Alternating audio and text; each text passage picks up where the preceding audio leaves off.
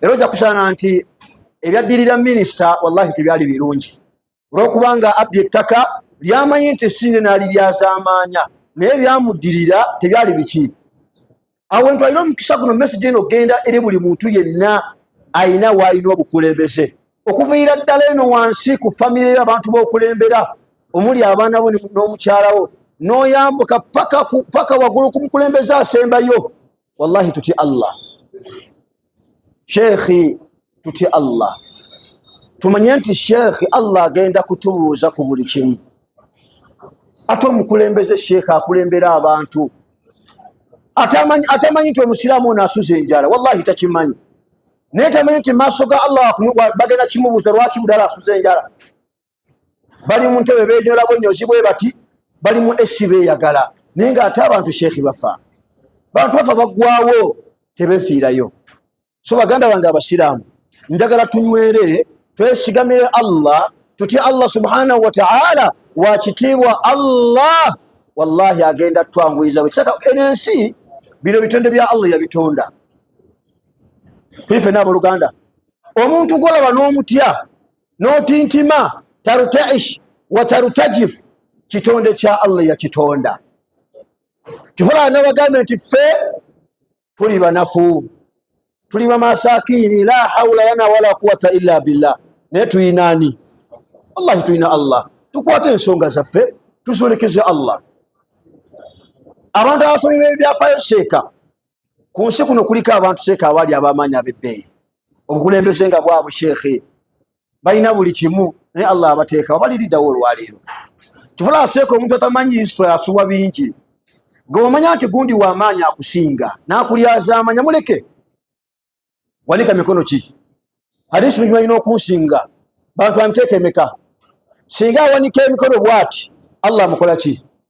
Mwe muli omuntu akoze ki? Sheekhi tulyazaamaanyiziddwa emyaka gyonna batulyazaamaanyiza, naye our role tetussa mukono okukola ki? Wallahi kusaba Allah. Nasrullahi qarib, seeka okutaasa kwa Allah kuli kumpi. Bwetulira abaganda bafe abali Falasitini bangi battiddwa, bayinza okugamba banne subhanallah, okutaasa kwa Allah akoze ki? Kukeereye. Allah yayina ensonga lwaki akoze ki? Akeereeseza okutaasa kwani? Bw'abeera nga nabbi wa Allah yakusaba mata nasrullah, okutaasa kwa Allah kwa ddi, banange tukwagala. Allah nabdamu n'amugamba ala inna nasrallahi qarib. Yalla okutaasa kwa Allah kuli ki? So kati naffe tugumiikirize, however nga tulina pain ku mitima gyaffe, amazige wallahi tulina mangi ku mbeera gye tulaba olwaleero. Tugumiikirize tusabe Allah subhanahu wa ta'ala, abo abantu ba mafiya bakifeesi Allah ajja batukwatirako biquwwatihi n'amaanyi ge, wallahi ojja kwewuunya ne gye balaze. Sheekh omuntu yayingira e Kampala ng'alina kaveera, ng'essaawa zino alina apartments ezitabalika, kigamba nti atobye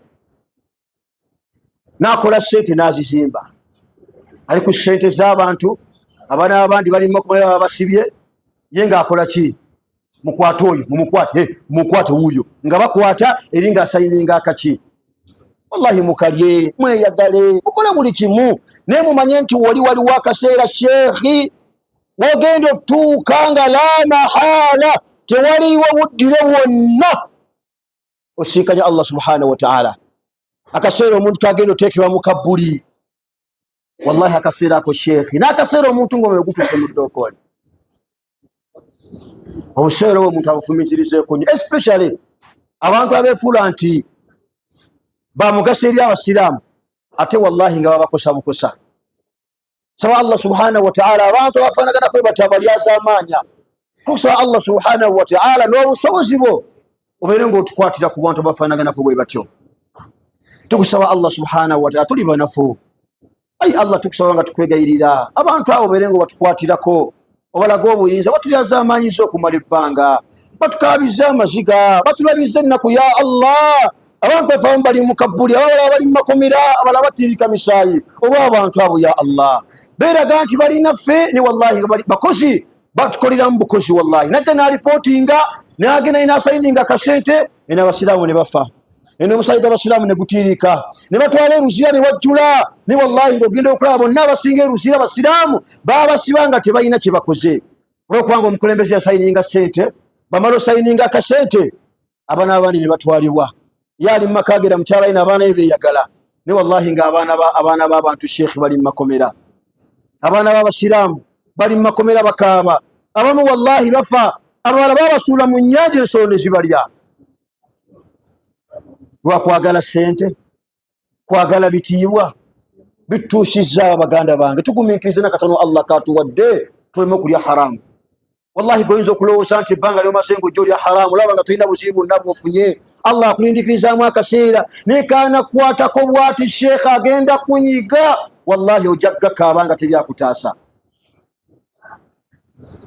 Allah subhanahu wa ta'ala bw'agamba nti inna al insana lafi khusr sheekha omwana adamu ali miwunyo myereere illa alladhina amanu okujjako omuntu akkiriza Allah wa amilu salihat n'akola n'emirimu emiki negwe emirimu gyokola kulyazaamaanya banno emirimu gyokola kubba banno emirimu gyokola oliira ku banno n'owaayo banno gwe nofuna ensimbi kati gwe Allah ogenda mugamba otya muganda wange manyi sheekhu twogera ebigambo bino tunalowooza nti ensi agirinaku myaka 10 mu maaso wallahi ekikwewuusa nti seeka bafalaawo bawangaala emyaka mingi naye baliriddawo olwaleero olwaleero omuntu mulowooza nti abakulembeze waliwo agenda osuuka emyaka 10 mu maaso ku basajja bali mu myaka 7 abo seeka waliwo agenda oweeza emyaka 10 mu maaso ne wallahi beeyagala sheekhi beeyagala bakola buli kye kasasiro ina bamukola balowooza nti bakyalinayo ebiseera mu maaso ne wallahi Allah agenda bateeka mu trap nga trap eyo tebagenda kugibuuka